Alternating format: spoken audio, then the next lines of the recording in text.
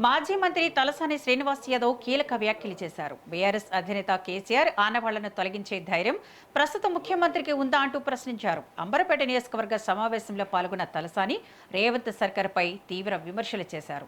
6 గ్యారంటీల హామీలతో అధికారంలోకి వచ్చిన కాంగ్రెస్ ప్రజలను మోసం చేసిందని ఆరోపించారు. ప్రజలు ఆ పార్టీకి తగిన సమాధానం చెప్పేందుకు సిద్ధంగా ఉన్నారని అన్నారు.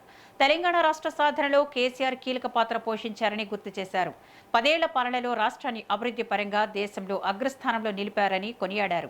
మున్సిపల్ శాఖ మంత్రిగా కేటీఆర్ ఆధ్వర్యంలో హైదరాబాద్ నగరాన్ని అన్ని రంగాల్లో అభివృద్ధి చేశామని తలసాని వెల్లడించారు.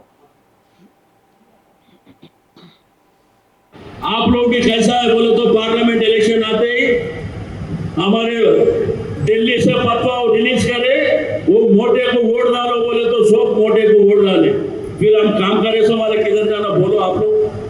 इमाम के लिए मौजूद के लिए कौन काम करे, मस्जिद होने के लिए कौन काम करे। मगर हैदराबाद शहर में हर लोग मिलजुल के रहना बोल के कौन बोले, केसीआर साहब ने हमेशा सेकुलरिज्म के लिए बात करे सो हमेशा बहुत सारे काम करे सो आपके आंखों के सामने है।